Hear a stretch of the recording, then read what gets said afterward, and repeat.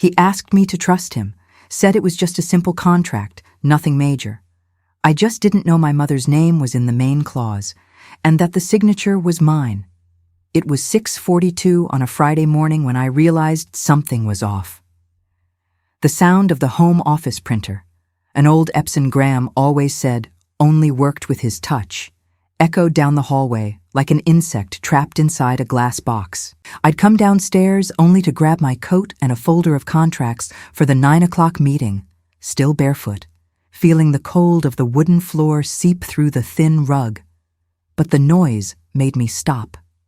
The entire house seemed suspended in that sound, repetitive, metallic, almost impatient. The door was ajar, and a bluish light spilled across the Lincoln Park carpet like a frozen scene. I stepped in slowly. That office had always been his territory. The leather chair tilted back, the mug with the Stanford logo, the picture frame from our Lake Geneva trip he never took off the shelf. Everything looked the same, except for the stack of papers sliding out of the printer tray. The machine was spitting out pages with my name and signature, but I had never signed any of it. The still warm paper slid onto the floor, and I crouched instinctively, catching the smell of toner mixed with his cologne, the same silver vetiver that clung to the collars of his shirts. The letters were sharp, legalese, and the header read, Irrevocable Power of Attorney, Porter FinTech Systems. My blood ran cold. The document date was 2 days earlier. The witness address was in the Gold Coast. That wasn't the address of any company office. My heart started beating to the rhythm of the printer, each thud pushing a new hypothesis. I knelt, touched the paper carefully. The name Alexis Porter appeared 6 times, all with the same digital signature.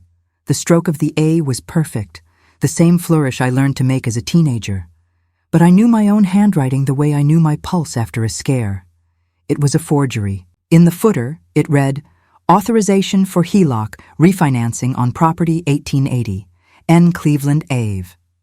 My mother's house. The air got thick, almost viscous. I dropped the folder, ran to the bedroom, and opened the wall safe behind the Lake Michigan painting. The safe exhaled the smell of cold metal and old paint. The original powers of attorney I kept there were intact. That meant the document had been created digitally, not physically. HELOC, a line of credit that uses the house as collateral. If that contract had already been filed, the bank could initiate foreclosure at any moment. I grabbed the phone and dialed Graham's number, straight to voicemail. No ring, no background noise, just his recording, confident as ever. Leave your message. I let the phone fall onto the bed. Inside me, an icy calm replaced the panic. When pain dries, what's left is method. And method was the only thing I knew how to use when trust turned into a weapon. The digital clock on the nightstand read 6:48. 5 days until the auction, set for Tuesday at 11 a.m. I took a deep breath and whispered, as if someone might hear, I'm not letting him take my father's house. My voice came out steady, almost unfamiliar to me. I went downstairs. The floor creaked, giving away each step. The kitchen smelled of fresh coffee and a faint hint of burnt butter. On the marble counter, his cup was still steaming. He'd left less than 10 minutes ago. His laptop sat open, and the screen showed an email tab. Subject: Transfer confirmed. Mercer and Kincaid Capital. The attachment: a PDF with numbers that started in the 200s and ended in 6 digits. 200,000, 785,000, 920,000. A shiver ran up my arms, a current snapping through every muscle. Mercer and Kincaid. He'd said it was just a consulting firm, but I never found a valid record. I'd always thought the Kincaid was a client. Now I realized it was the opposite. The name was in the email signature, Noel Kincaid, partner. I pressed print. The printer's noise returned, repeating that pattern of mechanical guilt. That's when I heard the key turn in the front door. He was coming back. The dry click of the latch ran through me like an alarm. I killed the monitor, stashed the papers at the bottom of the folder, and forced a smile. "Weren't you going straight to the office?" I asked, and he answered with that trained naturalness only con artists have. "Forgot my phone. And you? Why the face?" My heart turned to ice. "Nothing, just reviewing an old contract." He looked at me a second longer than necessary. Then he smiled. "Don't overwork, Lex." The kiss on my forehead was brief, but it left his scent stuck to my skin. As soon as he went upstairs, I grabbed the folder and the printer's backup USB. I plugged it into my laptop and copied everything. The log file showed the print job had run at 5:52 a.m. He hadn't slept. He'd been forging while I thought he was working on a report. Every detail of the digital signature carried our network's IP, a technical trace impossible to wipe. That would be enough to track. I opened my computer calendar, 5 days to the auction. I had to prove the contract was fake before the bank consolidated the foreclosure. That was the exact moment the inner voice, the same one that saved me from frauds during 10 years of audit, said, "Collect before you confront." It was Friday. At 9, I had a compliance meeting with the board, and he believed I'd fly to New York afterward. I decided to let him believe it. The lie would be my disguise, and the disguise, my shield. While he showered upstairs, I texted Priya Shah, "I need you to look at a signature and an account, absolute secrecy." She replied in under a minute, "Send everything. And, Lex, keep calm." Calm I had. What I lacked was time. 7 a.m. The kitchen clock marked the hour with a dry click. Outside, the Chicago wind made branches tap the window. The sky was starting to lighten, a pale band over the brick houses. I closed the laptop, looked out at the cold reflection of the lake in the distance, and felt the city breathe along with my plan. The cold air seeped through the frame, and for a moment I saw myself from the outside, watching the scene like an investigator analyzing her own crime. In 5 days, I would dismantle the man who pretended to be my husband. But for now, I just smiled at the intercom camera and said, under my breath, "Comment where you're watching from so I can unlock the next steps of this case." When I met Graham Mercer, he wasn't going by Graham, or at least not on that first business card. It said G.L. Myers, financial restructuring consultant. It was at a fintech compliance conference in the West Loop. 5 years before all this, I was speaking that day, talking about anti-money laundering protocols on digital platforms. He approached during the coffee break, praising my clarity on KYC, know your customer, and the way I turned risks into logic. The kind of line only someone schooled in human behavior would use as a key. I remember the shine of his watch, an old Omega, probably inherited. He offered me coffee, listened more than he spoke, and when he asked if I had thought of starting my own consultancy, I answered with a smile, "I haven't decided if I want to be the boss of myself or just of the truth." He laughed. And in that instant, the man who would one day try to destroy my family was already studying how to take me apart. For months, everything seemed impeccable. He was attentive without being invasive, polite without being cold, and above all, he seemed to understand me. He spoke of my mother with gentleness, asked about my father's legacy, the lawyer who built Porter FinTech systems with the ethics of someone who believed contracts were promises, not weapons. Graham said he admired that few people still had that faith in paper. In him, I saw an echo of what I lost when my father died. He knew exactly what to mirror. Red flag number 1, obvious to me now. Men who decode your pain too quickly almost always intend to profit from it.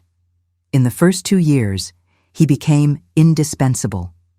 He refurbished the Lincoln Park office, helped create an integrated risk management department, suggesting automations, internal flows, digital signature protocols, all technically correct, and that was the brilliance of the con.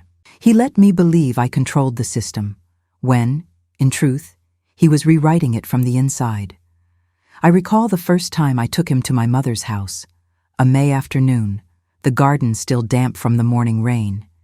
She received him with tea and suspicion. Mom was never one for quick charms.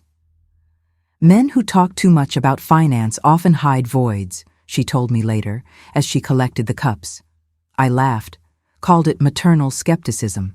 Today, I know that line was prophecy. Red flag number 2. Never dismiss the instincts of someone who has survived more losses than you. Little by little, Graham began to sit in on family meetings, company decisions, the annual donations to the foundation my father created for young programmers. He volunteered to review reports, always to lighten my load. At the time, I thought it was generosity. Now I see it was surveillance. He was mapping passwords, signature patterns, board names, insurance brokers, building bridges that only seemed administrative. What he was actually building was a labyrinth with a single exit, his. In our 3rd year of marriage, we bought the Lincoln Park mansion, restored from a 1908 plan. The deed, of course, was registered in my name, but he convinced my mother to list him as co-manager to facilitate future maintenance and lines of credit. "It's just a formality, dear," he said in the tranquil voice of someone explaining a simple tax. The document looked harmless, a standard form. I signed it between meetings, in a rush. Back then, I still believed trust was efficiency. I remember a night I woke at 3 a.m. and found him in the office, typing with headphones on. He minimized a window and said he was checking spreadsheets. A tab was blinking on the screen, a public records site for Illinois. I asked what it was. He answered without hesitation. Company stuff, nothing big. The way he spoke, without even looking at me, should have warned me. But the human brain doesn't suspect what it wants to preserve, and I wanted to preserve the idea that he was good. Reviewing that period now, the signs were all there. The nights he said he was at the office late, the calls taken in silence, the short trips to New York with vague excuses about clients who don't like to appear in spreadsheets. He even brought hotel receipts, carefully folded in his suit pocket. What I didn't know was that each receipt was part of an accounting performance. The man who greeted me in the morning with a kiss on the forehead was the same who, hours later, signed fake contracts with the name that was mine by right. In the 5th year, when my appointment as Director of Compliance was announced publicly, he seemed prouder than I was. "Now you're officially at the top, Lex," he said, raising a glass of sparkling wine on the balcony. Lake Michigan's reflection trembled in the windows. I believed in a love mixed with admiration. Only later did I understand his pride wasn't for my success, but for the access. Marrying a woman who controlled authorizations and signatures was the perfect investment. The memories returned in fragments as I drove that morning, the cold Chicago wind slapping the windshield. The dashboard read 7:55. Each red light felt like a calculated pause to process the scale of the disaster. He hadn't just forged a document. He was dismantling my father's entire legacy piece by piece until nothing remained in my name. The con wasn't emotional. It was strategic, almost artistic. I parked near the cafe at Clark and Armitage. I ordered a double cappuccino and sat in the back, watching the steam rise. Coffee has always been my reasoning ritual. I opened my laptop and reread Priya's email. "Send everything," and "Lex, keep calm." Calm. Simple words that now meant survival. I attached images of the signature, the IP logs, the PDFs. I added a line. "I need to confirm if there's an active HELOC in Porter FinTech Systems' name. If so, I need to know which bank." She replied in 5 minutes. "Leave it to me, and don't confront yet." I looked at the window and saw my reflection blended with the city. A streetcar crawled by, and its metallic sound rang like a memory. Graham always said Chicago was a city built on duplicity. The same river that reflects the sky hides the sludge. I think he was talking about himself. My phone read 8:09. I opened notes and wrote, "Day 1, 5 days left. Gather evidence. Prioritize method."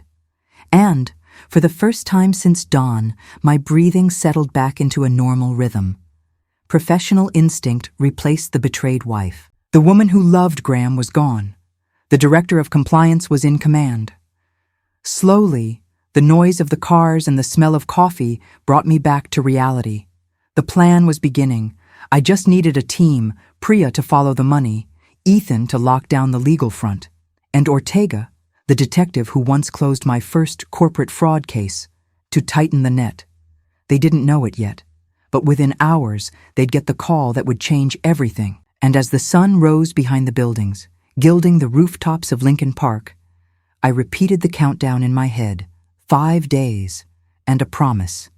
I would dismantle Graham Mercer piece by piece, the same way he tried to dismantle my world.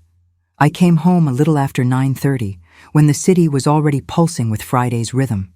March's cold air still sliced through the streets of Lincoln Park, but the light was beginning to warm the old facades. Graham's car wasn't in the garage. Relief. I slipped in, shut the door without a sound, and left the folder on the counter. Every object in the kitchen seemed to watch me. The steel kettle, the fake flowers he bought to look considerate, the clock marking time in short steps. I breathed in. There was no room for anger, only for procedure. I picked up my phone and called the corporate line. Rachel, move all meetings today. Tell them I'm boarding for New York. My assistant's voice hesitated. Today, Miss Porter. The board asked if... Tell them it's a banking emergency. I'll be back Tuesday. Silence. Then, yes, ma'am. She knew the tone that didn't allow questions. That's how I managed crises, controlling the narrative before the narrative controlled me. If Graham believed I was in another city, he'd proceed confidently with the con, without changing anything, and every move would be logged, traceable. I opened the laptop, logged into Porter FinTech's internal system, and did what I do best, followed the money. Recent transactions showed 3 transfers to Mercer and Kincaid Capital under the label International Consulting, Q1, sums large enough to raise suspicion, but segmented just enough to slip past ordinary audits. The approval email was signed by me, or by something that imitated my digital signature. I captured the screens, saved everything in encrypted folders with neutral names. Planos, Contratos, Q1 Data Review. The kind of labeling that would pass unnoticed even by a middling hacker. While the files transferred, I opened a new document and wrote the action plan. I called it Operational Script, a habit I inherited from my father. Step 1, confirm forgery. Step 2, block foreclosure. Step 3, trace transfers. Step 4, gather material evidence for Detective Ortega. Step 5, expose. The living room clock set the tempo for decisions. 10:23, 4 days and 20 hours to the auction. I texted Ethan Caldwell, corporate lawyer and old classmate. I need to review a suspect power of attorney. I need an injunction by Tuesday. I can send documents today. He replied almost immediately. Of course. Are you okay? The question sounded innocent, but felt like a diagnosis. I typed, for now. As the water boiled for the second coffee, I thought about how everything felt mathematical. The accounts, the dates, the voices. I was moving as if this were a global compliance operation, not a marriage in ruins. But essentially, the difference was minimal.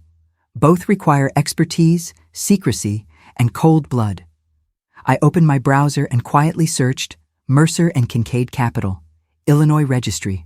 No official result. But a Nevada business database entry popped up with a similar EIN registered 3 years ago in a woman's name, Noelle Kincaid. She was real. The profile image showed a woman with short hair, gray blazer, professional smile. A face that reads credibility to anyone who can't recognize imposture. The caption read, co-founder, M&K Capital Advisors. I clicked the domain, hosted on a Canadian server. 3 tabs, about, clients, contact. The text was generic, almost deliberately vague. We specialize in financial restructuring and strategic advisory for emerging markets. No physical address, just an international number. I opened clients, no verifiable references, only coded names. Client A1, B4, C9. The footer signature, though, caught my eye. All rights reserved. M&K Capital Advisors LLC, established 2017. I leaned back in the chair, studying the screen the way you study a foreign body under a microscope. With each click, another layer of deceit revealed itself. Graham hadn't just forged a document, he'd built an entire biography over nothing. As I read, my phone buzzed. Message from Priya. I analyzed the PDFs. The signature is forged. Same stroke, but irregular pressure and micro tremor. Sending comparative report. Right after, another. And Lex.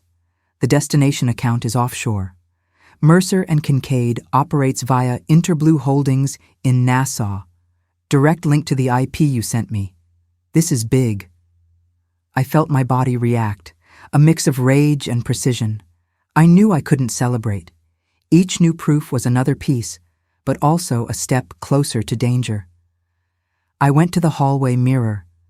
My reflection looked like someone else, pale skin, hardened eyes. I grabbed my phone and recorded a voice reminder. Don't drift. Use method. Love is noise. The words came out barely above a whisper, but recording them anchored me. The landline rang. Almost no one used that line. I answered. Alexis Porter. Silence. Then a breath. Lex? Graham's voice, light, rehearsed. Just calling to say I'm having lunch with the fun people. I need you to send the quarterly report, the one in the gray folder. Sure, I answered, controlling my tone. It's in the office. I'll forward. You're still flying to New York today? Yes. He smiled on the other end. I could hear it. Perfect. Talk Tuesday then. The click ending the call was the most liberating and, at the same time, most dangerous sound of the morning. I hung up and, instinctively, noted the time in my notepad. 10:48. Lie confirmed. He believes the trip. That sentence would be my legal and emotional protection for the next few days. I texted Priya. Start a 6-month retroactive trace. Look for movements under Interblue Holdings tied to Porter FinTech. Likely value. Above 500K. And to Ethan. I'll send documents by 1 p.m. Need the injunction ready by Monday. He replied. Understood. But, Lex, go carefully. If this is as serious as it sounds, you need personal protection. I smiled without answering. I was already handling that. I opened the window. The wind carried the distant wail of sirens mixed with the city's murmur. Chicago seemed indifferent, but I felt every corner like a silent witness. The entire city would be the stage for a counterstrike, and I intended to conduct it with the precision of a criminal audit. I glanced at my watch. 11:19. 4 days and 19 hours left. The second hand kept insisting, as if to remind me, time has its own interest rate. I grabbed my suitcase, packed some clothes and the spare laptop. I left an old luggage tag on the handle, LGA, to fortify the ruse. The leather's smell mixed with cold coffee. Locking the house, I repeated in my head, collect before you confront. In the rearview mirror, I caught the reflection of the brick facade. For an instant, a twinge of nostalgia. This was the house where I believed I was safe. Now it was a proving ground. Graham's lie would be dismantled with the same rigor he used to build it. And as I drove down Clark Avenue, the city starting to vibrate under the 11:30 sun, I spoke softly, just to myself, and maybe to whoever was listening. If you would have spotted this trick, drop A in the comments. Traffic on Lakeshore Drive was slow, and Chicago's horizons seemed to dissolve into haze. I kept my eyes on the lanes, toggling between the engine's hum and the notifications lighting up my phone. A message from Priya flashed. Sent the forensic report. And I found more. The Nassau account number is the same used in a 2018 corporate fraud investigation. Name involved, G.L. Myers. G.L. Myers. The name on the business card when I met him. The world tilted for a second, but I forced myself to breathe. This was gold, the first solid proof of the identity change. I parked in the underground garage of an office building in River North. I took the elevator to the 17th floor, where Ethan Caldwell's office was. The receptionist, a woman with a sweet voice and wary eyes, recognized me immediately. "Ms. Porter, he's just finishing a call." I nodded and watched the loop towers reflect in the window. Everything seemed too calculated to be coincidence. Ethan opened his door and extended a hand. "You've got that look that precedes a storm, Lex. I need a restraining order. Temporary injunction covering any movement tied to Mercer and Kincaid Capital and Interblue Holdings. I have digital evidence." He adjusted his glasses, sat, and motioned for me to continue. I told him everything. The signatures, the HELOC, the countdown to the auction. I showed him the documents, the printer log, the email with the attachment, and Priya's report. Ethan twirled his pen. "You understand what you're about to do? This can become a criminal case. Do you want to start with a freeze or go straight to litigation?" "Freeze first. Time is the most expensive asset right now." He typed fast. "The duty judge for emergency orders today is Hargrave, conservative but pragmatic. If I present technical indicators and risk of irreparable harm, he'll grant it. Can you get it by Monday?" "If I work tonight, yes. But, Lex, you'll need a civilian witness to confirm document authenticity." "I have one. Priya." We signed the initial petitions.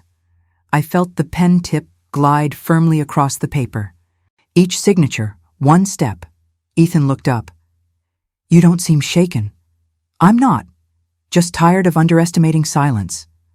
I left his office and, before getting into the elevator, texted Priya. "Prep a dossier. The attorney will need notarized copies by 7 p.m. She replied with the magnifying glass emoji, our code for already tracking. In the parking lot, I opened my laptop and connected the portable modem. The cursor blinked over the transactions sheet. I started cross-referencing dates and amounts.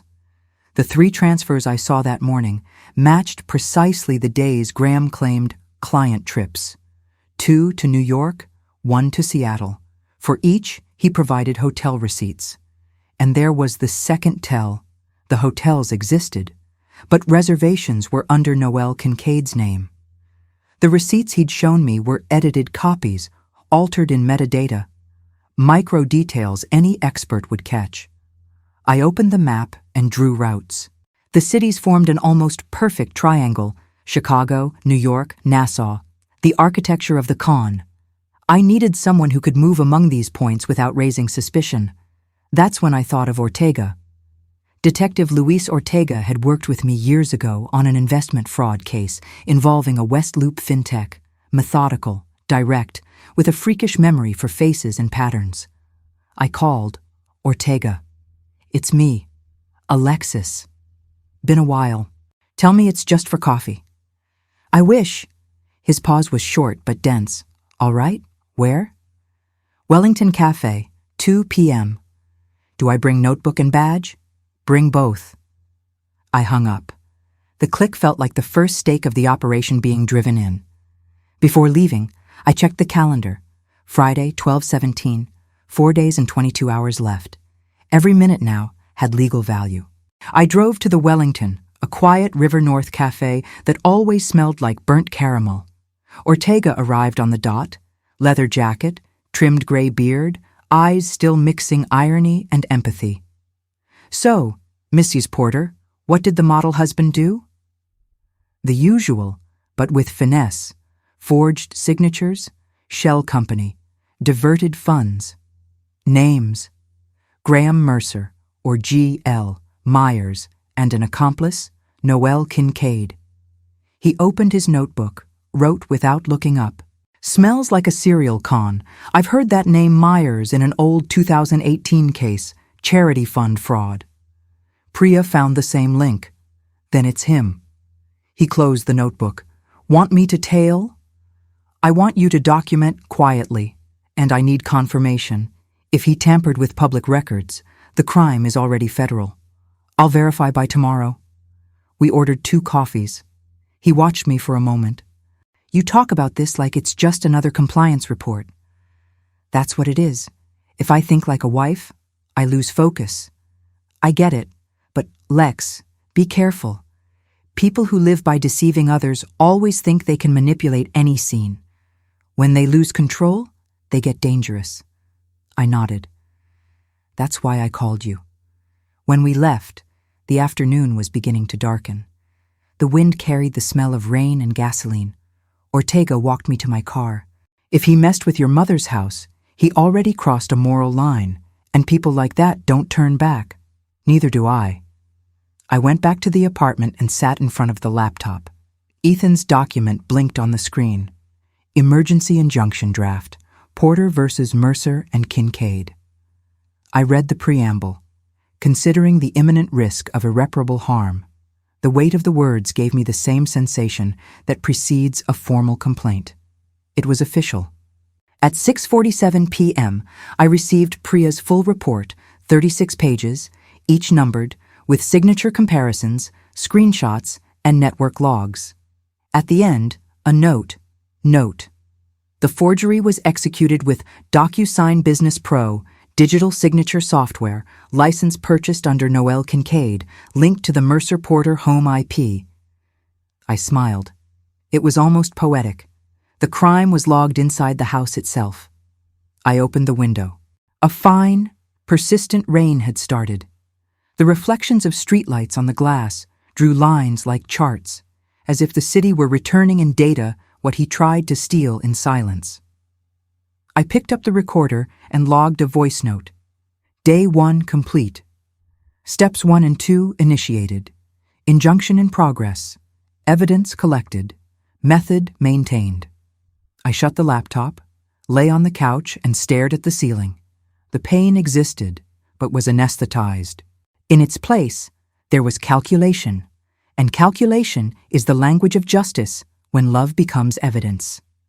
The digital clock read 9:02 p.m., 4 days left. I had allies, method, and proof. The game had now begun. Saturday morning, I woke before the alarm. The night's rain still dripped from the gutters, and the smell of wet earth came through the slightly open window. On the table, Priya's reports were arranged by color: blue for forensics, red for transfers, black for legal documents. Each color, one layer of the con. I made coffee and sat on the floor, back to the wall, laptop balanced on my knees. The sound of beans grinding felt like a stopwatch. I opened Ethan's email. Judge Hargrave will review the injunction Monday at 10:15 a.m. Send proof of immediate risk. Immediate risk that I had in spades. I wrote, the property at 1880 N. Cleveland Ave is set for foreclosure Tuesday at 11 a.m. The power of attorney is fake. The diverted funds finance the refinancing. I sent attachments, dates, logs, everything. While the file uploaded, I followed the thread Priya called the ghost structure, Mercer and Kincaid Capital. She'd found branches in 5 states. I used LexisNexis Corporation Search, a tool we compliance directors access when truth needs an address. I entered the base EIN. 5 related entities appeared, all registered to the same corporate agent in Nevada, Orion Trust Group LLC, the first, M&K Capital, the second, Myers Holdings Consulting, the third, Porter Advisory Partners. Yes, Porter, my surname. The air left my lungs for a second. I opened the filing. Creation date, 3 months after our wedding. Registered owner, G.L. Myers. Mailing address, a P.O. box in Las Vegas. The second page had his digital signature, identical to what I now knew was fraud. My husband had founded a company using my name as a front. I sent the images to Priya. She replied almost instantly. He built a clone of your brand. With it, he could have issued fake consultancy contracts to launder money in your name. You need to tell Ethan now. I knew she was right, but I also knew if Ethan started action before Monday, we could spook Graham, and he'd run. I couldn't let that happen. The decision hurt, but it was strategic. Wait. At 10:20, the doorbell rang. I checked the intercom. Ortega, wet from the rain, holding a brown envelope. "You're going to want to see this." I opened the door. He laid the documents on the table. I ran G.L. Myers through the national system. He has a 2016 arrest record in Florida for bank fraud, served 2 years, released in 2018. Right after that, he legally changed his name to Graham Mercer, and guess who posted bond? Who? Noelle Kincaid, businesswoman and surety. For a few seconds, his voice blended with the rain beating the windows. The world around me seemed to shrink, as if everything I knew were a badly built theater set. "Are you sure?" Notarized signature, Chicago. He came here right after. What happened to the other victims? One went bankrupt, another left the country. He changed identities before cases reached trial. You're the first with enough data to connect the dots. That line should have made me feel strong, but its weight was vertiginous. His story was a pattern, and I was just the next knot. I took the report, ran my fingers over the damp paper, and said under my breath, "Now he has nowhere to run." Ortega raised an eyebrow. "You seem calmer than you should." "Because I finally have a map." But the universe doesn't hand out wins without a test. Shortly after he left, I got a message from Ethan. "Lex, problem. The bank refused the preventive freeze. They say the power of attorney is valid in their system. We need the original document or the signature witness." The air dropped heavy. I went to the safe, pulled the original folders, reviewed them one by one. The signatures were identical, but the seals differed. His had a valid notary stamp, registered in Cook County. Mine didn't. He had access to the notary. Without that, the judge wouldn't block the sale. My hand trembled for an instant, the first time since Friday. The micro-defeat had arrived. The system I helped build was now binding me. Without the witness, the bank would proceed. I looked out the window. The rain was turning to snow. "Okay," I told myself. "Then we'll go the human route." I took my phone, searched my wedding contacts. There was a name, Linda Park, a clerk who signed as witness the day we recorded the power of attorney. I tried calling. Number disconnected. I texted. Nothing. I looked on LinkedIn. Profile inactive for 2 years. The knot tightened. The phone buzzed again. "Priya. Lex, I just traced a transfer from today. $120,000 to an account at First Midwest Bank in the name of L. Park Consulting LLC. Address? Same as the clerk's office." I closed my eyes.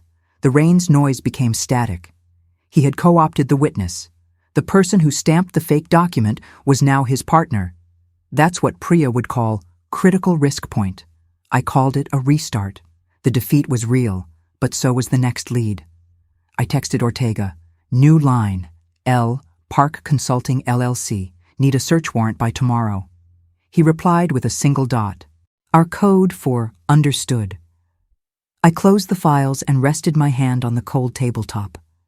The micro-defeat reminded me of the original reason for all this. My father's house. The only place I still felt whole. And it was precisely that address now at risk of being auctioned in 3 days. The rain stopped. Late afternoon light came through the window, illuminating the scattered papers. And there, among the evidence, I saw the pattern. All documents had editing metadata at the same time. 3:12 a.m., the hour he woke to forge the world. I jotted in my notepad, 0312 activity pattern, and I felt the cold return to my chest. Defeat was only the rehearsal for the counterattack. The clock read 6:04 p.m., exactly 3 days, 17 hours, and 56 minutes to the auction, and I knew exactly where the next move would begin. Sunday morning, Chicago's sky was iron-colored. The Lincoln Park trees swayed in a ragged wind, and the city seemed to hold its breath.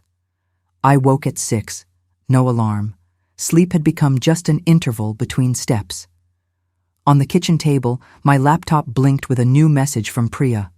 Found a corporate number for M&K Capital, registered in Chicago, closed 3 months ago. Holder, Noel Kincaid. I copied the number, opened a corporate anonymous call app, common among auditors who test company security. I set a neutral caller ID, Porter Compliance Review, and dialed. 2 rings before a female voice, firm and cordial, answered. M&K Capital Advisors, Noel speaking. The voice was exact, too polished for a firm that, in practice, didn't exist. Good morning. This is the contract verification team from the Bank of Illinois. We received a recent filing referencing your consultancy, and I need to confirm an accounting detail. I kept my tone neutral, professional. Of course, who's calling? Alexis. I paused. Porter. Silence. 3 seconds of suspended air. The sound of a keyboard in the background stopped. That name is familiar, she said, with a smile audible in her voice. But I don't think we've met. I think we have, I said calmly. I have a document signed by your partner, Graham Mercer. She laughed. Short, dry, rehearsed. Partner? Oh, honey, you must be out of date. Mercer doesn't work with me anymore. Not since his wife started meddling in things she doesn't understand. The blood rushed to my head, but my voice stayed even. So you confirm he worked with you? He did, in the past, but if you're in compliance, you should know confidentiality is mandatory. Confidentiality only applies to legitimate companies, Noel. Yours isn't registered. Silence returned. She took a slow breath, and I caught the faint crack of ice in a glass over the line. You've got nerve, Alexis, but I wonder if you know what's at stake. Her tone shifted, less courteous, more threatening. Not everything true needs to be legal, and not everything legal is true. Textbook fraud line. I almost smiled. The difference is that, for me, every comma has evidentiary value.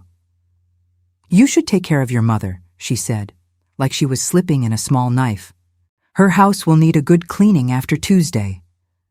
The clink of ice ended the call.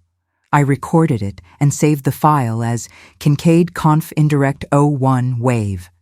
Evidence number 4. My body trembled, but not from fear. It was adrenaline converted into focus.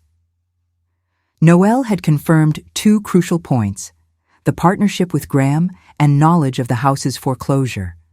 That was enough to insert them both into the same scheme of premeditation. I sent the audio to Priya with the instruction: analyze background noise. I want to know where she is.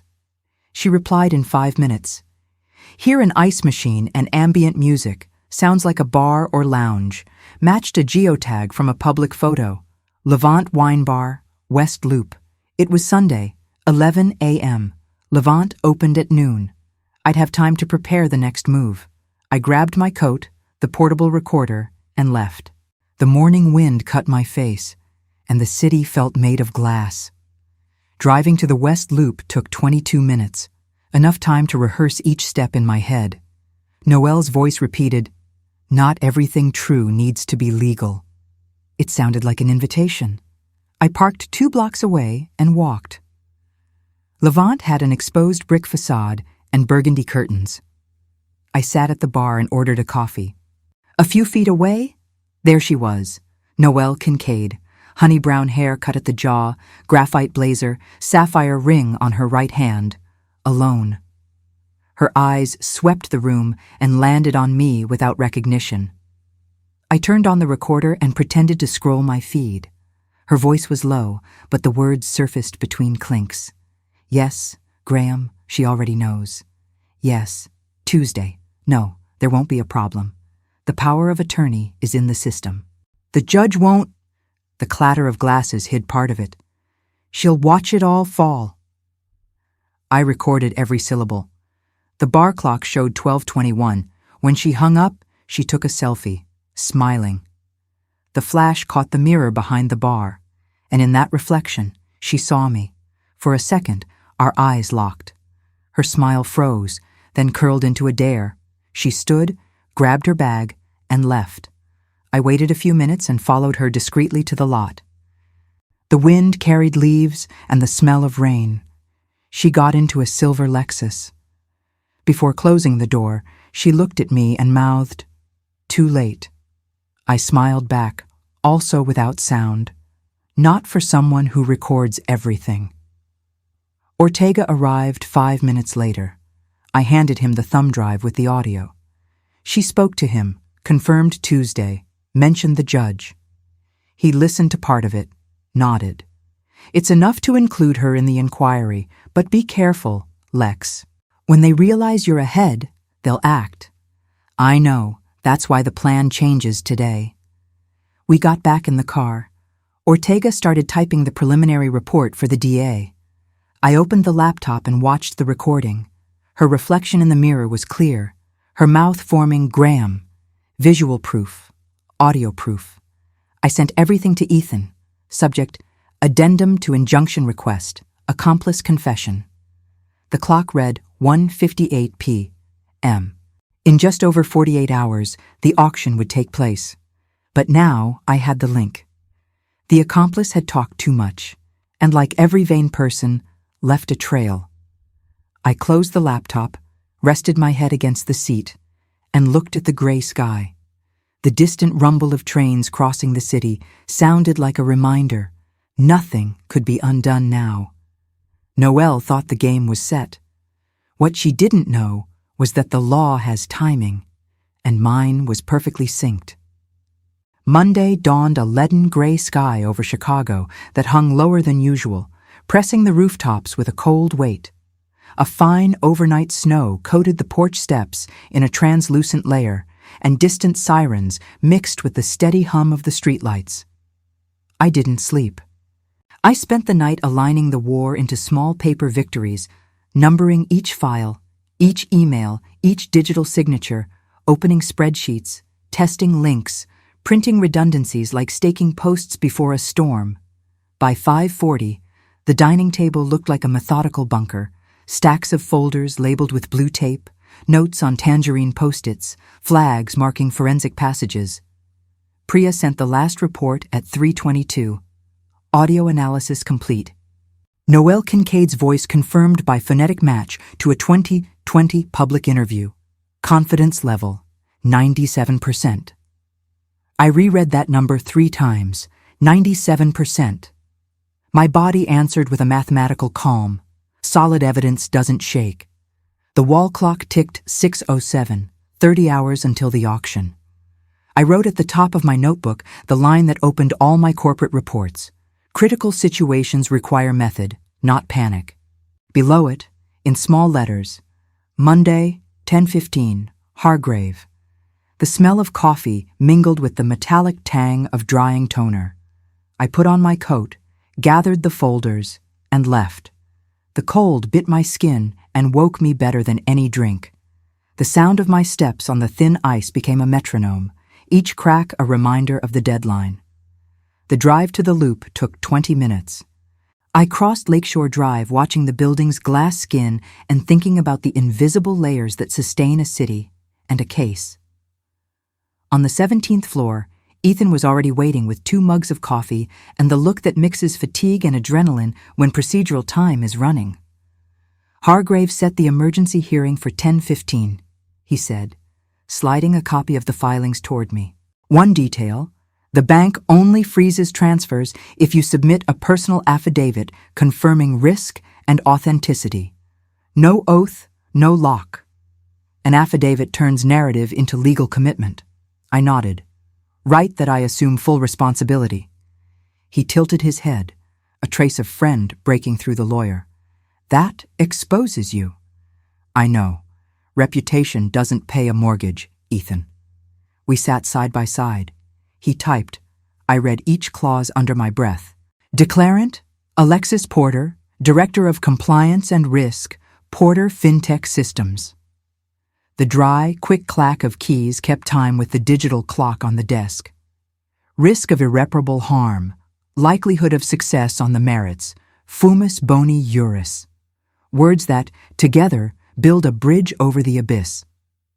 At 9:45, the printer breathed warm air and spit out the final document, Emergency Injunction Petition, No. 22-947. I signed with the firmness of someone who knows exactly what she's handing over to fate. It's done. Ethan gathered, stapled, checked edges. Let's go.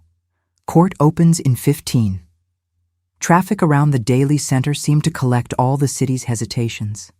Slow cars, hurrying pedestrians, a wind that slid through the car's seams like a cold blade. Ethan recited arguments in his head. I watched my reflection overlay the skyline. The wife, the executive, the strategist. It was the third who walked in with us through the revolving door. The metal detector chirped softly.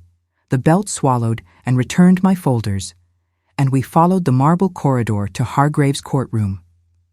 The judge was already on the bench, glasses halfway down his nose, wearing the look of someone who's heard every kind of truth. Ethan laid out the narrative in blocks. Forged signature with technical forensics, indirectly recorded confession by the accomplice, money trail to offshore accounts, the connection to Interblue, and the clock. Auction in under 30 hours. I stayed standing, hands clasped, breathing to the rhythm of the air conditioning. Ms. Porter, the judge said, raising his brows slightly. Do you confirm under oath that the signatures presented here are not yours and that 1880 N. Cleveland Ave is your family's property? I do. And do you confirm that Graham Mercer, also known as G. L. Myers, is your legal spouse? I do. Are you aware this petition may result in criminal charges against him? I am. The silence that followed lasted perhaps 2 seconds and felt like a minute. Hargrave removed his glasses, rubbed his temples, leafed again through the addendum with Noel's transcript, and said, Injunction granted. All assets tied to Mercer and Kincaid Capital and Interblue Holdings remain frozen until further order. The stamp's thud echoed through the wood like a compressed gunshot. I closed my eyes for half a beat and opened them again. My pulse, disciplined so far, jumped a notch before settling. We left at 10:43 with the sealed envelope. You just stopped $1 million execution, Ethan said in the elevator, letting a thread of relief into his voice. For now, I answered. He doesn't know yet. Not for long. In the car, the dash read 11:01. I put Priya on speaker. The bank has the notice, she said. Freeze activated at 10:58, but there's noise. Someone tried to access your corporate account at 9:02, home IP. Him, I said, without adjectives. Enforce two-factor, cut any legacy tokens, and log everything. Already blocked and started tracing. If there's another attempt, I'll capture hash, user agent, and rough geolocation, sending to Ortega in real time. Thank you. The display blinked 11:11. Those numbers have always felt like a door to me. 39 hours to the auction, and for the first time I had the latch on the inside. When I got home, the door was ajar. That never happened. My body reacted before my mind. I gripped my phone, turned on the camera, filmed the jam, the lock, the latch angle. I pushed gently. The living room was intact, pillows in place, neutral smell of detergent and wood. On the table, though, a white envelope with no return address, cold hands, held breath. I slid a nail under the flap. One page, you can stop the bank, Lex, but not time. G.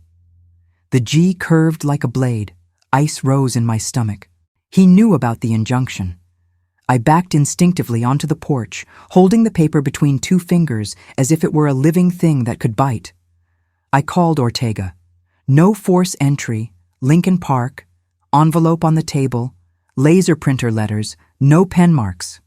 Get out now, he said. Team en route. Don't touch anything but the envelope. He has a key. I went down the steps carefully. The wind hit my face with that almost sweet smell of coming snow and moved my anxiety into a steel point in my chest. Ortega's car pulled in 10 minutes later. He came in with 2 agents, photographed everything, lifted the envelope into an evidence bag.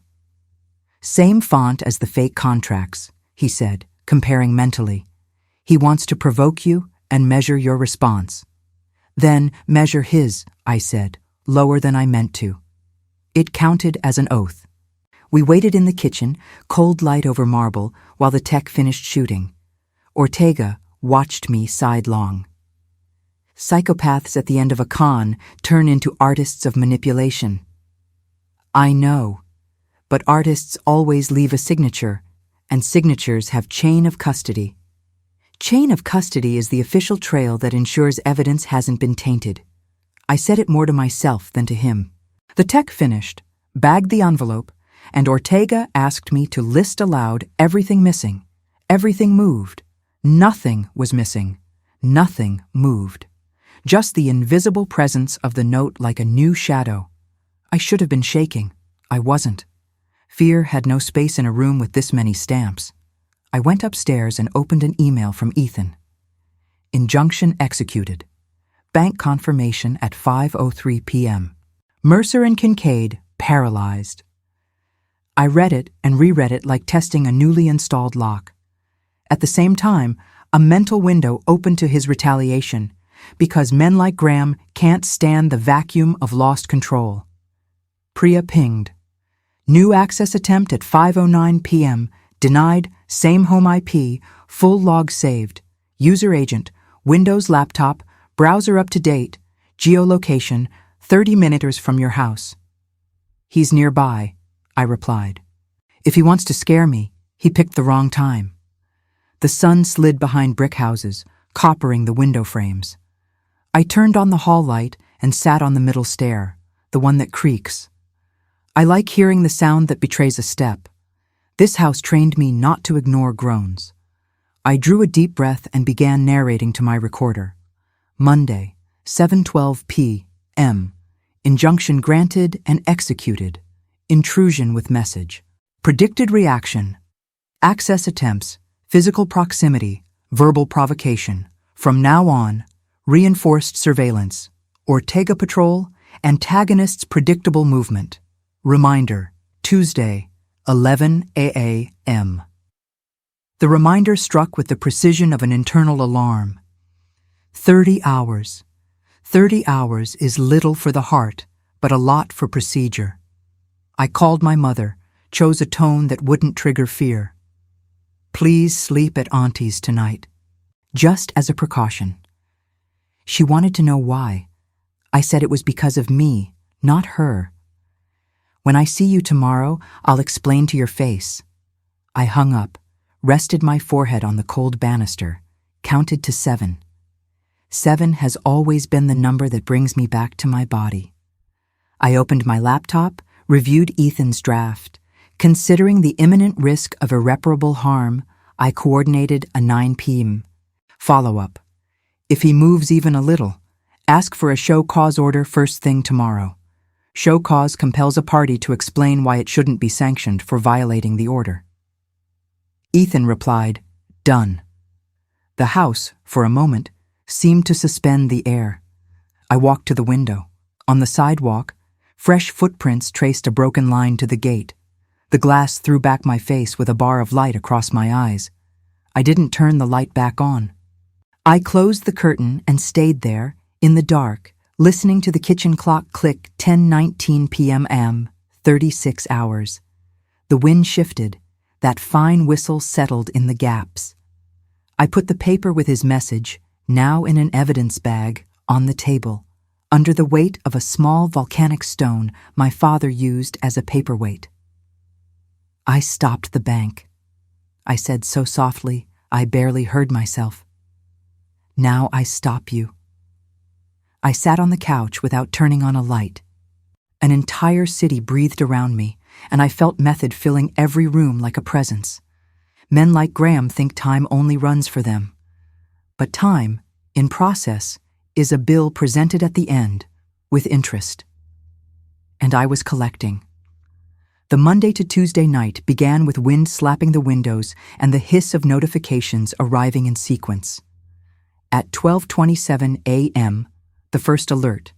New login attempt, external IP detected, connection refused. At 12:32, another. At 12:41, the same IP. It was him, testing seams, circling the digital perimeter with the same method he used to invade lives. I sat in the living room dimness, laptop on my knees, watching the tracing map blink red. Priya was online, her face lit by the screen on the video call. "He's changing access pattern," she said, "using a VPN. Origin. First Bahamas, now Illinois. He's triangulating to mask. But the DNS matches. How long to get the real location? Depends if he keeps the connection open." She gave a half smile. "And he never withstands losing control." Ortega joined at 12:46, his voice still gravelly with sleep. "Bring me up to speed." I explained fast. "Successive intrusion attempts, same masked IP, regular 11-minute timing." He nodded. "That's someone probing for a physical vulnerability. When he stops trying, he'll act." "Act how?" "In person." At 1:03 a.m., the map showed a new coordinate, West Town, an industrial area full of warehouses and abandoned offices. The dot blinked for seconds, then vanished. Priya frowned. "Looks like an intermediate cell tower. But, wait, that ping came from your neighborhood, Lex. Lincoln Park, 2 blocks away." The wind seemed to stop. I looked out through the slit. Nothing. Just an icy street and the glow of lampposts. Ortega said, "Low, close the curtains. Leave only a crack. If he's watching, he'll lose the reflection." I did exactly that. The house fell into half-darkness, cut only by the blue of the screen. Around 1:27, my phone buzzed. Message from an unlisted number. "Sleep well, Director." Rage came like a chemical impulse. Then it leveled. My habit is converting fear into data. "Ortega," he texted me directly. "Don't answer. Screenshot it to me. We'll trace via carrier." What if it's a virtual number? It still leaves a trail. It always does. At 2:05, a car's light slid across the living room glass for a second. The engine idled. Priya murmured, still on the line, "Lex, do you hear that?" The sound was low, steady. Combustion engine, likely a sedan. "Ortega, calling patrol. Stay off the window." I sat on the floor behind the couch, my heart beat in sync with the digital clock. The next minutes dragged. The engine cut. A thick silence took the house. At 2:19, a new message. "Nice recording at Levant. You should review your reflections, Lex." He'd seen the video. The hell of handling evidence is knowing your enemy can also have copies. "Did he breach your backup?" Priya asked. "No." But the truth was, I didn't know. The thumb drive was with Ortega, but the logs. I rushed to the laptop, opened the encrypted drive. The audio file of Noelle's confession blinked with a gray icon. Corrupted. My body froze. The second micro-defeat had a name. Loss of integrity of evidence. Ortega, the files corrupted. Physical backup. Thumb drive. With you. It's sealed. He exhaled. He didn't touch the original, only the mirror. Even so, the psychological blow had landed. He wanted me to doubt my own method. I stood, walked to the kitchen, flipped on the light. The smell of old coffee and metal. I needed to reconnect to reasoning. "Priya, can we reconstruct the file?" "Maybe. The bar recording still has ambient echo. I can rebuild the spectrum and prove authenticity even with partial damage." "Do it, and push redundancy to an external server. He's not erasing this story." At 3:12, the cursed minute reappeared. The same time stamped in the metadata of all forgeries. It was as if he repeated the ritual. The tracing map flashed again, the dot now in Goose Island, the industrial area north of here. Ortega straightened. "He's moving. Might be a getaway attempt. I'm heading there." "I'm going with you." "Negative. You stay and keep the line open." Luis, he'll vanish. If he vanishes, we find the car. If he finds you, it's a different story. I waited, watching the dot blink. With each movement of his, I felt the method take shape. The city was aboard, and however cold it sounded, I was still inside the house he chose as stage. At 4:07, Ortega sent a short message. Car located, silver Lexus, plates swapped, no sign of target. My adrenaline made me stand. Found him? Found the car, empty, glove box with fake rental contract, return address, 1880 N, Cleveland Ave. My house. He wants to close the circle. At 4:30, the intercom rang. 3 short rings. The cleaning code, used every Tuesday.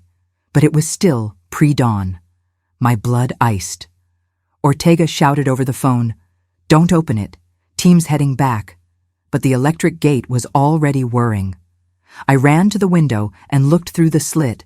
A man in a dark coat, hood up, carrying something in his hands, a brown envelope. Fear is an ancient feeling, but in me, it becomes calculation. I started the recorder, turned on my phone camera. The man left the envelope on the ground, looked straight into the intercom and said, "You want method, Alexis? I taught you well." Then he turned and got into a car. I recorded everything. Evidence number 6. When Ortega arrived with the team half an hour later, the envelope was wet with snow. Inside, a copy of a confession of debt contract signed by me, stating I had borrowed money from Mercer and Kincaid. Falsified date, identical signature, the final blow in motion. He wanted to flip the case and make me the accomplice. I sat on the couch, exhausted. Ortega said, "He'll try to use this as a counterattack, and he'll spread it before the auction to confuse the bank. Then we get ahead of him." I raised my phone and recorded a 30-second video with a steady, emotionless voice. "My name is Alexis Porter, Director of Compliance at Porter FinTech. I declare that any document signed between Friday and today is a digital forgery. The forensic report is attached. This video will be sent to authorities and the press if anything happens to me." I sent it to Ethan, Priya, and Ortega. The clock read 5:02 a.m. 5 hours of non-stop pursuit, 36 messages exchanged, 3 locations checked, 2 new pieces of evidence, and 1 certainty. He was getting closer. Dawn arrived gray, dissolving the night like a spreadsheet that reorganizes after an error. I stayed awake, watching snow melt on the glass. The second micro-defeat, the partial loss of the audio, had become an advantage. Because now, besides being a victim, I was a witness, logged in real time. The method was intact, and the count alive. 29 hours to the auction.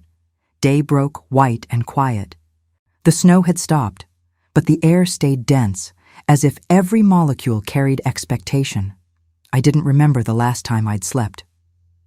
The kitchen clock read 6:48. The second hand seemed larger, louder. 30 hours had become 24. I picked up the cold mug on the counter and looked at the papers spread across the table. The wet envelope with the fake copy, the court prints, the sealed thumb drive with Noel's audio, the IP records, each object now a cell of truth. And each cell needed a larger organism to take effect, the plan. I opened the laptop and typed a new sequence in the file titled Operational Plan, Final Stage. 1. Deliver certified copies of evidence to the DA at 8 a.m. 2. Request real-time forensics during the hearing. 3. Bring the self-declaration video on physical backup. 4. Keep Mom in a safe location until second confirmation. My fingers trembled slightly over the keys. Not fear, stabilized adrenaline. The kind of energy the body releases when it knows it's about to cross something irreversible. At 7:21, the phone rang. Ethan. "Lex, I just spoke to the deputy DA. He'll be at tomorrow's hearing. He says Noel's confession could open a federal investigation, even with part of the audio damaged. Yes, Ortega attached restoration forensics. Chain of custody is intact. He'll want to hear you. Then we'll give him a technical show. As we talked, Priya sent a short message. Logs finalized. Graham's IP activity ceased at 5:42 a.m. Last ping, industrial area of Goose Island. Either he ran, Ethan said, or he's staging an entrance. The latter. He doesn't run without an audience. I hung up and walked to the window. The street was covered in a nearly clinical white. I thought about how often that same silence had been the backdrop to our mornings. Coffee, reports, the fake normal. The same man who hugged me while talking about financial ethics was now a specter made of filings. I sat and began to rehearse the statement I'd give the judge. Good afternoon, Your Honor. I am Alexis Porter, Director of Compliance. I'm here to demonstrate, based on documentary evidence and independent forensics, that the ongoing foreclosure is grounded in fraud and that the petitioner, Graham Mercer, acted under a false identity. The words were dry, but I needed them that way, hard enough to leave no room for feeling. At 9:12, the phone buzzed again.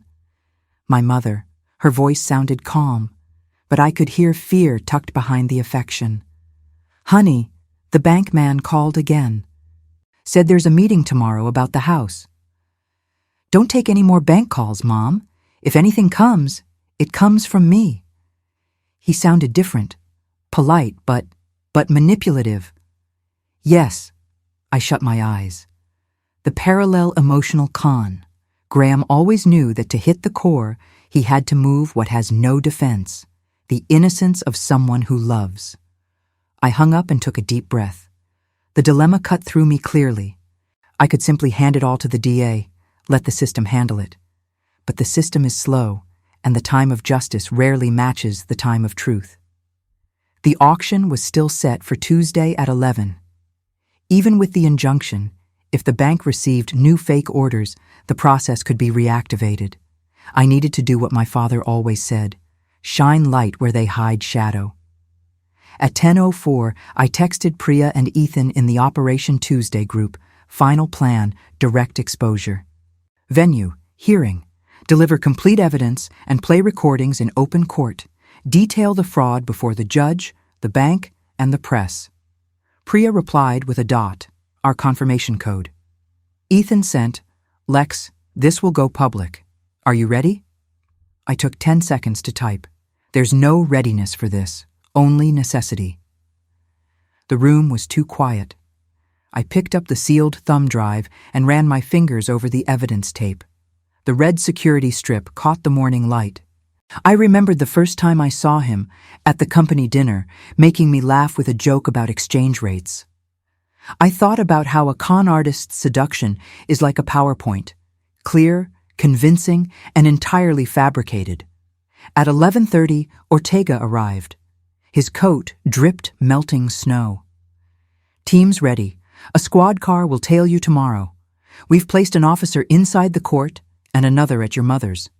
Any movement, they'll alert. Thank you. He's going to show, I said. He wants an audience. And you'll have control. Control. The word sounded like promise and threat at once. He left a file on the table. Supplemental report. Myers versus Mercer, Chicago Division. Inside, photos of the rental car, the altered plates, the deposit receipt to L. Park Consulting. The proofs converged. The method worked. At 12:22, Priya sent the last report. Signature on the confession of debt. Forged. Pen pressure and lateral slant don't match muscular pattern. 99% chance of fraud. I forwarded it to Ethan. One more stone removed. He replied, Now it's public, Lex. Prep your statement like it's for 100 people. I paused. The far-off traffic sounded underwater. I opened my desk drawer and found my father's photo, gray suit, holding a coffee, smiling. On the back, in his own hand. Integrity is an asset that doesn't depreciate. I pressed my face to the glass, felt the cold and let it remind me of the purpose. At 1:07, I recorded the final version of the statement. When trust becomes a tool of fraud, the only way out is documented truth. When love is used as a contract, the only remedy is exposure. My voice echoed around the room. I sounded like someone else, older, but intact. I sent the audio to Ethan and Ortega. They'd listen and tune the tone. The clock struck 2:03 p.m., 18 hours to the auction. Time, now, was a straight line pointing at the end.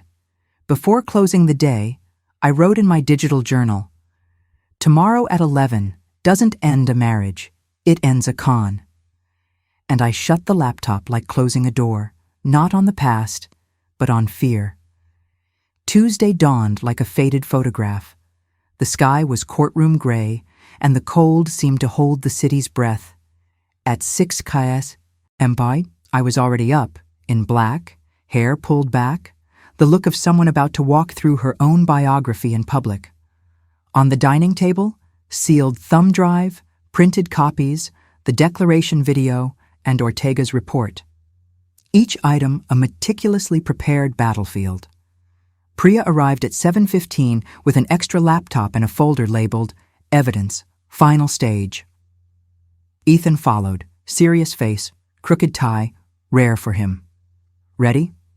There's no readiness, only precision. He nodded and handed me the hearing run of show. Ortega parked out front. A designated officer is inside the courtroom and another at your mother's house. Any move, they call it. Thank you. The drive to the Daily Center felt slower, as if time were testing my patience. Each red light a pause to breathe and mentally review the sequence.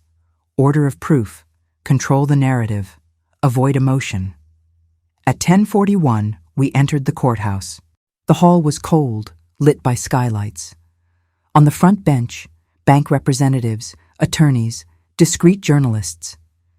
And in the left corner, him, Graham Mercer, navy suit, hair perfectly combed, the tranquil face of someone who still believes in his own script. When our eyes met, something broke and reassembled at once. I felt the old reflex of love, but there was no room for nostalgia. He smiled, the same smile that once convinced me ethics and charm could coexist. Now it looked like a fraudster's signature. Judge Hargrave entered at 10:58. Court in session. Porter versus Mercer and Kincaid Capital. The words echoed like the announcement of an already rehearsed show. Ethan rose first. Your Honor, we will present a chronological order of evidence demonstrating forged signatures, illicit fund transfers, and fraudulent identity. The judge gestured to begin. Evidence. 1. The printed document. Ethan displayed the fake power of attorney, the one I found in the printer. Digital signature of Alexis Porter created without consent, fake notary stamps, altered date, confirmed by forensic analysis. The judge studied it carefully. Graham crossed his legs and smiled. These papers are fabrications. She's confused. I kept my gaze fixed. Not confused. Documented. Evidence. 2. Bank transfers. Priya plugged the laptop into the projector. On screen, the spreadsheet with the transfers to Mercer and Kincaid Capital and Interblue Holdings. Each deposit corresponds to an invented business trip. The originating IP is the couple's home network. We have an authenticated log. The DA asked for a pause. These totals add up to what? $1,700,000, Your Honor. A murmur spread through the courtroom. Evidence 3. Identity change. Ortega presented the police report. G.L. Myers, convicted in 2016 for financial fraud, legally changed his name to Graham Mercer in 2018. Bond posted by Noel Kincaid. Hargrave looked up. Mr. Mercer, do you confirm this? Graham smiled. Everyone has a past, Your Honor. Mine was adjudicated. Not when you reuse it for a new crime, the judge replied, dryly. Evidence. 4. Audio recording. Priya played the reconstructed clip of the call with Noel. The audio wasn't perfect, but the key line surfaced crystalline. She'll watch it all fall. The power of attorney is in the system. The silence that followed was absolute. The DA scribbled something and whispered to his aide, Evidence 5, self-declaration video. Ethan played the video I recorded at dawn. My face filled the screen, voice steady. I'm Alexis Porter, Director of Compliance. I declare that any document signed between Friday and today is a digital forgery. That cold, tired face, mine, looked like someone who had already survived the future. Hargrave made notes. Miss Porter, do you confirm all documents and recordings presented? I confirm under oath. That's when Graham stood. With all due respect, Your Honor, this is a theater staged by a resentful woman. She forged all of this. I have proof here that she, not I, used company funds for personal expenses. He pulled an envelope from his folder. Ethan stepped forward. Your Honor, those documents are part of the same forgery. We request they be seized. The judge signaled the officer. The envelope was taken, but Graham didn't stop. You think you can destroy me, Lex? You forgot that everything I built was with you. No, Graham. It was with my father's name. The words landed with exact weight. I felt my whole body align, as if every muscle recognized the moment. The judge rapped the gavel. Order. Ethan calmly presented the last piece. Evidence. 6. Home printer log. Projected screen. Command line. 05:52 a.m. Document printed by user G. Mercer. Device IP 192.168.0.4. Hargrave read it aloud, slowly, for all to hear. Mr. Mercer, this is the technical print record for the power of attorney you submitted. The source is your home computer. Anything to say? Graham breathed in, eyes searching. A gap, a face, an alibi. This is coincidence. Coincidence doesn't print contracts, I replied. The courtroom felt smaller, the air heavier. Ortega leaned to the DA and murmured something. The DA raised his hand. Your Honor, we request a preventive detention order. There is risk of flight and destruction of evidence. Hargrave nodded. Granted. The click of the handcuffs was dry, almost discreet, but loud enough to echo in the hush. Graham turned his face toward me. You think you won? No, I just restored balance. He tried to laugh, but no sound came. Officers led him out. Noel Kincaid was arrested simultaneously in the West Loop, according to Priya's message. At 11:37, the judge closed the session. Porter versus Mercer and Kincaid Capital. Freeze maintained. Federal investigation opened. The gavel's knock marked the end. When I stepped out of the courthouse, the wind was the same as always, but felt new. Ortega walked me to the car. You did everything right, Lex. Doing it right doesn't give time back, Luis. But it keeps others from losing theirs. I looked at the glass skyline, the loop towers dissolving the sky. It was noon, the same time that, a week ago, I still believed in the man who shared my house. Now all that remained was the sound of the city breathing and the certainty that method had worked. I closed my eyes for a moment and thought, when pain dries, what's left is method. The hours after court blurred into a steady noise of footsteps, doors, voices. Chicago seemed to spin around me, but I didn't move. I stood at the foot of the Daily Center steps, the wind cutting my face, and the feeling that part of me still waited for the second stamp, the seal, the signature that would make it all official. Ortega came out soon after, on the phone. Yes, he's in custody. No, he didn't resist. He hung up and looked at me. Transfer to federal custody will be tomorrow morning. He'll spend the night in county. I nodded. The phrase, in custody, sounds almost technical, but to me it felt like an exorcism. Priya came over, hugging the laptop to her chest. Lex, I recovered the full recording. The fragments were cached. Forensics will validate. Good. You don't seem relieved. It isn't relief. It's emotional audit. I'm still processing. She laughed lightly. This must be the only case where a compliance director became the protagonist of a criminal proceeding and still talks like she's in a meeting. It's what keeps me standing. At 1:22 p.m., Ethan called. Good news, the bank officially withdrew foreclosure. The house at 1880 N. Cleveland is out of danger. I closed my eyes. That sentence ran through me like the first air after too long a dive. Thank you, Ethan.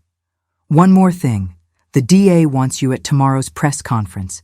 He says your methodology can be used as a prevention model. I smiled faintly. Pain can become compliance, too. We got back to Lincoln Park just before 4. The porch was covered in fresh snow. The same step that always creaked when I climbed now seemed to play a different note. With every step, a piece of memory rewrote itself. Inside, the space was clean, cold, intact. The yellow evidence tape had been removed. In the center of the table, the same volcanic paperweight held a single document, the court's release confirming the auction's cancellation. I sat on the couch and looked at the room as if it were a body that had survived surgery.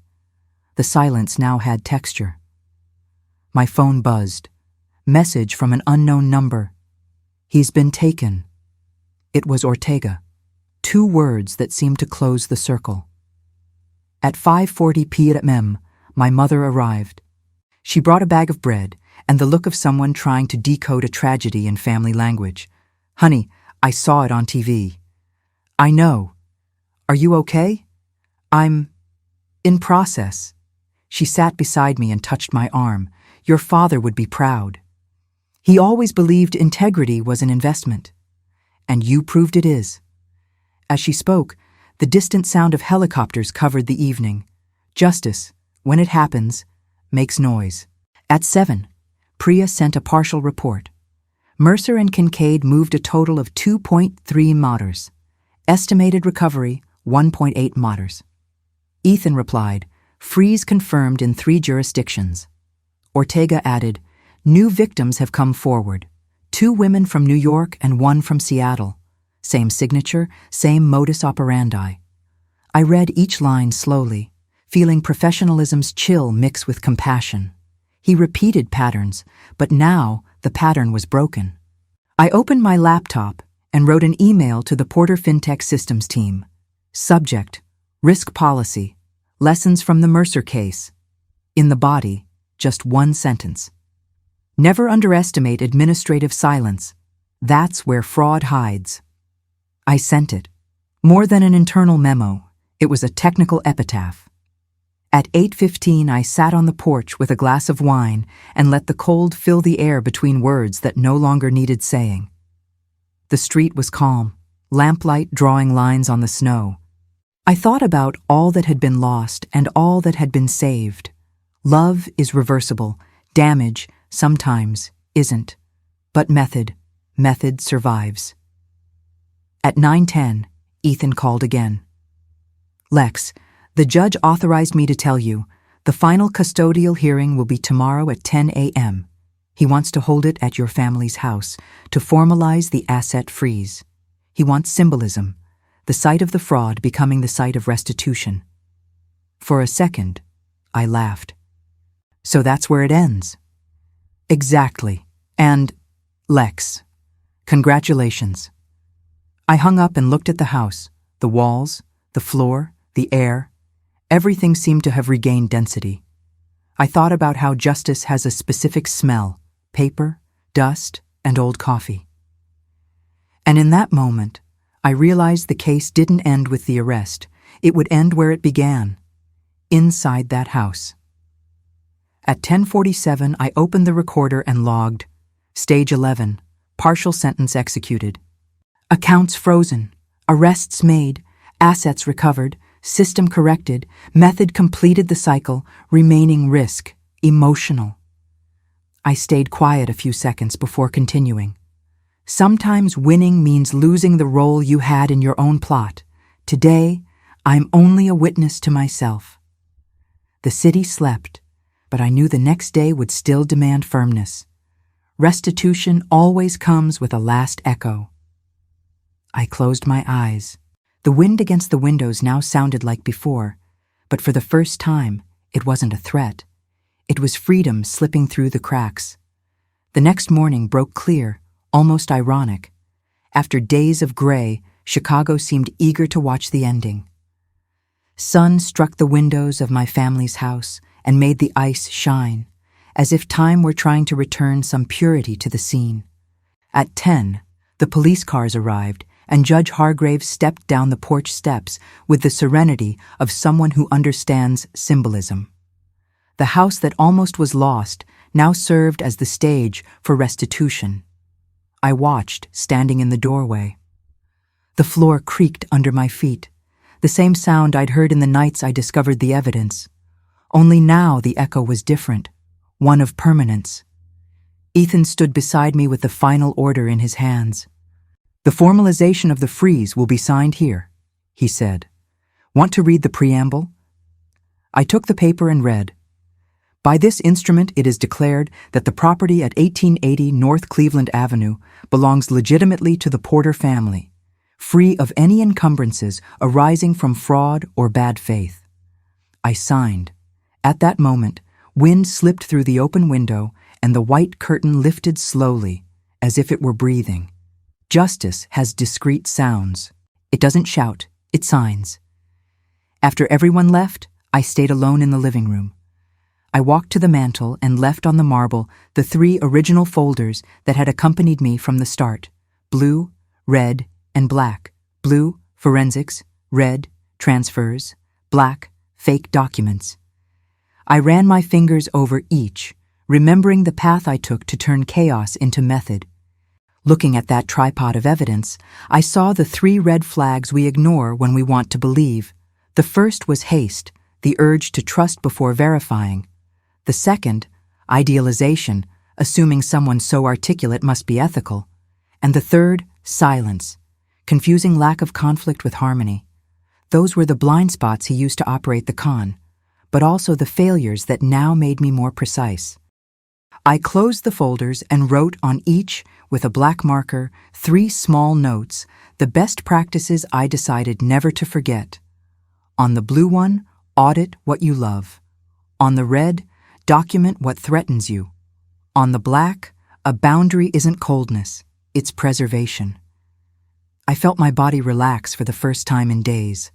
I breathed and let the clock fill the space. Every second felt normal again. I picked up the recorder and logged the case's last entry. Stage 12. Closure. Assets recovered. Identities exposed. Evidence archived. Lessons internalized. I paused. Today I learned that love without audit is vulnerability, and that forgiveness isn't forgetting, it's damage control. The doorbell rang. Priya, with a light smile and 2 cups of coffee. "Thought you'd want to close the loop with caffeine." We laughed. She studied me for a moment. "Are you going to publish this story, Lex?" "No, but I'm going to teach it." "How?" "By turning trauma into protocol." We sat on the porch, watching snow melt along the sidewalk's edge.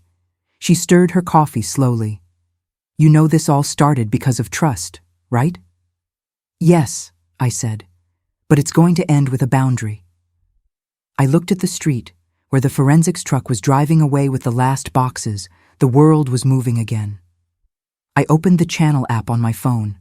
I recorded the closing with a voice that, now, no longer shook. "My name is Alexis Porter. I lived through a financial and emotional con and turned every piece of evidence into structure. If this story reached you, remember, it's never too late to start over.